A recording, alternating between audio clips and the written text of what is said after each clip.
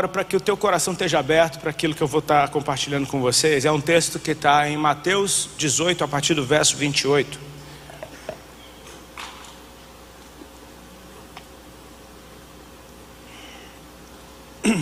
Isso fala da grande comissão.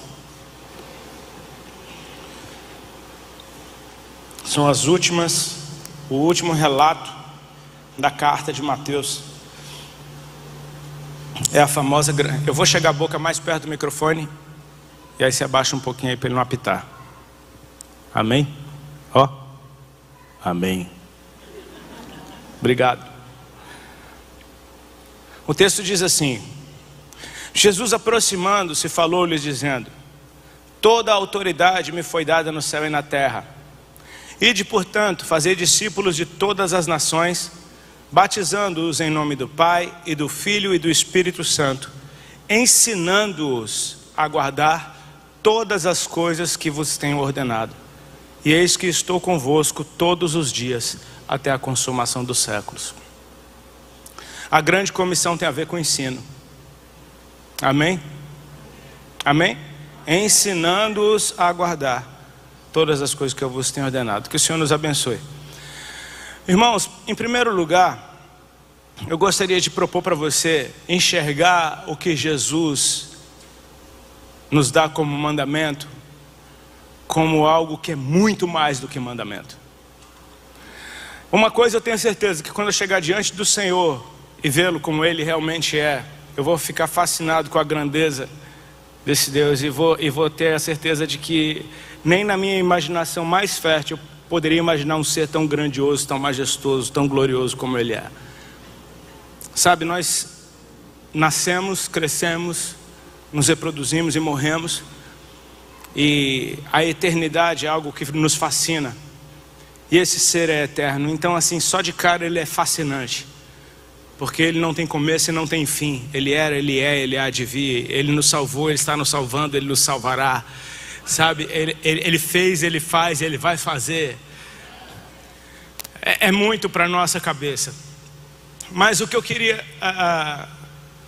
te chamar para esse ponto de vista, de que Deus é criador antes de todas as coisas que nós temos como relato, antes de conhecermos a salvação, antes de conhecermos o seu senhorio, antes de conhecermos curas, antes de conhecermos milagres. O primeiro relato é de um Deus criador criando todas as coisas. Então, criador foi a primeira informação que nós tivemos a respeito dele. A gente não pode nunca esquecer que Deus é criador. E como é que Ele criou todas as coisas? Através daquilo que Ele disse. E aquilo que Ele disse para criar não foi uma sugestão.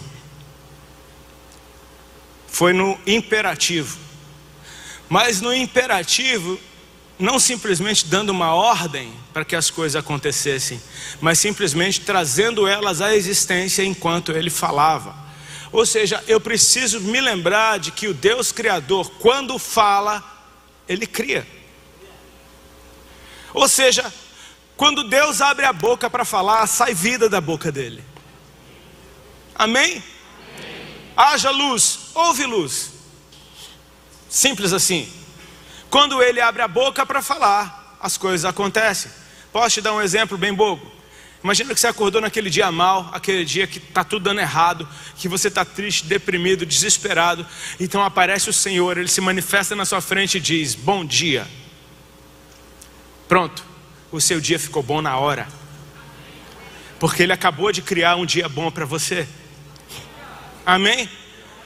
Quando os discípulos estão reunidos no mesmo lugar, com medo dos judeus, após a morte de Cristo, Jesus então apareceu no meio deles e disse: a paz esteja com vocês. Adivinha o que aconteceu naquela hora?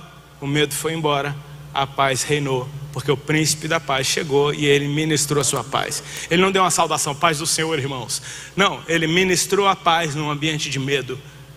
Então, automaticamente os discípulos explodem de alegria, porque a paz chegou. Amém? Quando Deus fala, Ele cria. Então eu preciso entender que quando Deus me diz algo no imperativo, mais do que um mandamento, Ele está me ativando para que eu seja e faça aquilo que Ele acabou de dizer que vai acontecer. Portanto, por exemplo, em Gênesis, quando Deus cria o homem, diz: então Deus criou o homem, macho e fêmea os fez, e os abençoou e disse: sede fecundos, multiplicai-vos, enchei a terra. Muita gente fala, é mandamento fazer filho. Não, não é mandamento, é ativação. Deus te ativou com o dom de se reproduzir. Pronto, não tem, Deus não vai precisar ficar fazendo um homem por um. Um por um. Não, Ele fez um e Ele abençoou e disse: sede fecundos, multiplicai-vos, enchei a terra. Pronto, a terra está cheia, bro. Porque Deus é assim. O que Ele fala, acontece. Amém? Então, ok. Você acha que essa grande comissão é só para pastores, líderes, para presbíteros, para obreiros? Cara, é para todo filho de Deus. Parece que o Senhor Jesus está fazendo a mesma coisa. É uma impressão que Ele está fazendo a mesma coisa que foi feita em Gênesis. Ele está criando uma nova raça, e é a raça dos filhos de Deus. Amém? É como se Ele estivesse povoando a terra com um novo tipo de ser humano. São os filhos de Deus. E cara, você precisa crer que assim como Ele é, um dia nós seremos. Amém? Ele morreu no seu corpo e ressuscitou. E agora Ele está em carne de novo, mas Ele está muito mais legal do que era antes. Por exemplo, as portas estão trancadas e Ele aparece no meio dos caras. Como que Ele apareceu, cara? Esse corpo dele está atravessando paredes, e é matéria.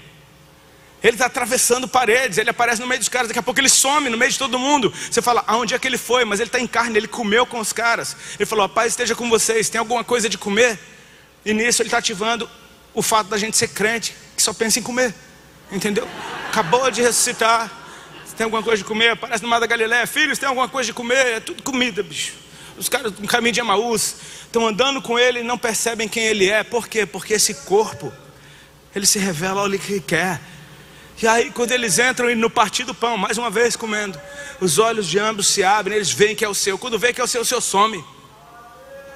Cara, ele é um jardineiro lá na beira do túmulo, mas quando ele fala Maria, então ela vê que é o Senhor.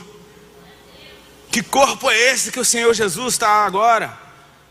Que corpo é esse que você pode tocá-lo, tem as marcas da sua morte, mas ela já não dói mais? Toca aqui, toca nas minhas feridas, já não dói mais. Você pode tocar numa ferida curada.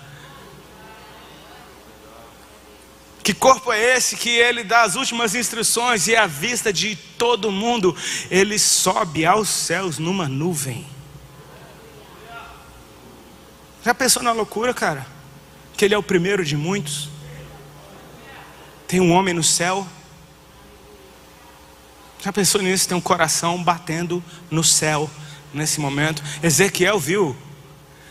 Ele viu a glória do Senhor, viu os seres, viu os querubins, viu aqueles seres viventes com cara de boi, de águia, de leão, de homem e rodas. Então ele viu um trono e um homem assentado num trono no céu. Esse é Jesus, cara. O primeiro de muitos, era o unigênito do Pai, agora é o primogênito, o primeiro de muitos. Ele nos deu o poder de sermos chamados filhos de Deus. Então ele vira para esses filhos de Deus e mais uma vez ele nos ativa com o dom de reproduzir. Ide, portanto, fazer discípulos de todas as nações, batizando-os em nome do Pai, do Filho e do Espírito Santo. Ou seja, eles vão realmente nascer, é uma nova raça que vai nascer na mão de vocês.